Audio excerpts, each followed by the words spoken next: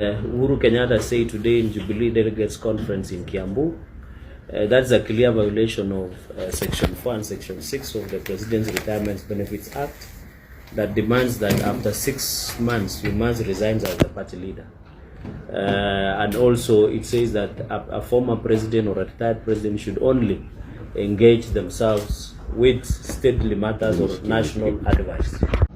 Former President Uhuru Kenyatta is still active in politics, and I think he has come out clear that we should handle him politically, not as he's still a politician. So people should not mistake that when we call out former President Uhuru Kenyatta, he is doing active politics, and therefore what he said today is shocking, because I was surprised that he's still violating the President's Retirement Benefit Act. And I think we has reached a position as a country, we must make a decision. Either any person who retires from the high office, either they retire and abide by the law, or they remain active in politics so that we deal with them politically. One interesting thing, and Kenya should not forget this, that under former President Uhuru Kenyatta's regime, the public debt grew from 2 trillion Kenya shillings to almost 10 trillion Kenya shillings when he left office, and there is no money that is attached to how many that was borrowed by his government. Even constructing an SGR that added to nowhere somewhere in Wacha. There is called an SGR that added nowhere. It is under him that we saw corruption skyrocketing, where even there was COVID-19 scandal that in the history of this country, there has been never corruption that is related stealing from the sick. This was the first time that under former President Uhuru Kenyatta was done. We saw even extrajudicial killings, that bodies were being retrieved in Rivayala and many other parts of this country, including Sava and many other parts. So I'm surprised that President Uhuru Kenyatta is now clever and has clarity of thought than when he was the president for 10 years. So my advice is he should just relax in Ichaweri and see how the country is being run. As we talk today, the president has done a lot in terms of affordable housing. I was yesterday in Muranga. When you left River Chania as you are to Keno, there is a huge project of affordable housing program. I saw many, even in Gararia. I saw markets being constructed. And in fact, the Mount Kenya region, in this financial year, Mount Kenya region is getting more than 1 trillion worth of projects going to that region. So when former President Uhuru Kenyatta says Mount Kenya region is being isolated, I don't know which country does he live in. And I want to invite him to look at the financial year 2025-2026 so that he can acquaint himself what the government is doing. And he should be busy with the peace negotiating process that he's doing. And I want to believe that those comments that he made it in bad faith. He said we should call him to consult him. How can we call somebody who is politically active? If he had behaved as a statesman, then we would have engaged him. But now that he has not behaved as a statesman, then we have to deal with him politically. And how can he advise us on high cost of living when he was living, when he left this country as a president in 2022? Kenyans were surviving on hand to mouth. There was inadequate food supply in the country. There was a lot of hunger. There was a cost of fuel were very high. The cost of living was very high.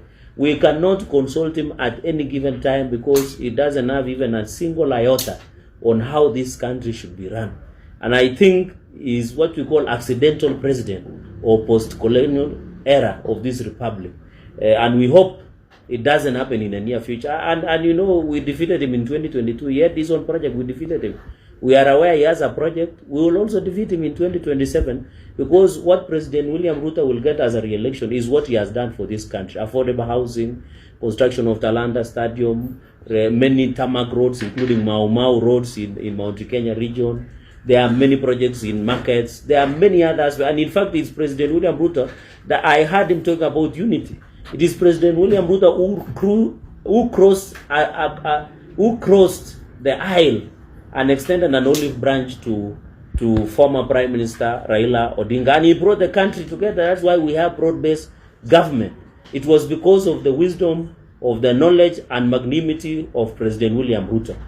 Secondly, And I want to believe, you know, these political parties we have seen, and I just saw my brother here.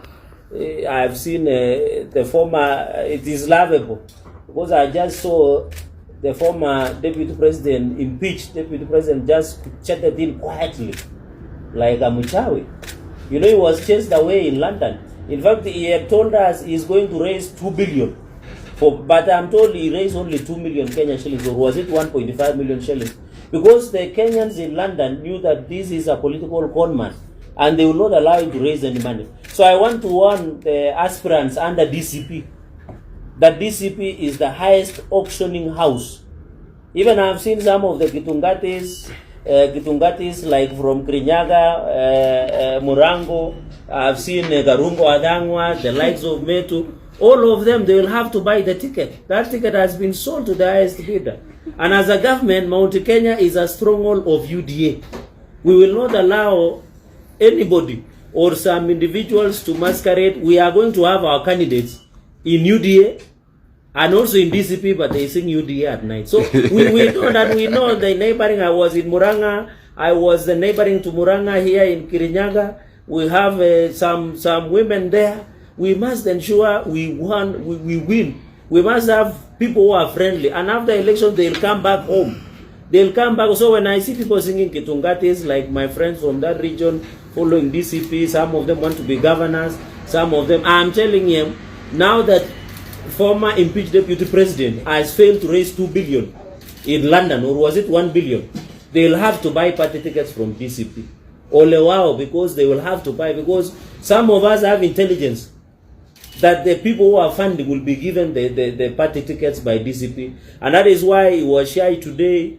I saw him trying to castigate the president and the government, yet he's not telling the country that he raised 1.5 million against 1 billion that he had gone to raise, because he's so ashamed and embarrassed, because Kenyans, within and outside Kenyans, do not want the issue of tribalism, issue of earth, and issue of ridiculing the head of or the president of the Republic of Kenya. So I want to appeal to Kenyans as we go to electioneering period, please and please don't be taken with this political conmanship, these briefcase political parties. And you have seen even now they have done changes in some of the leadership in the political party. You can tell this a briefcase political party. So I want to tell my brother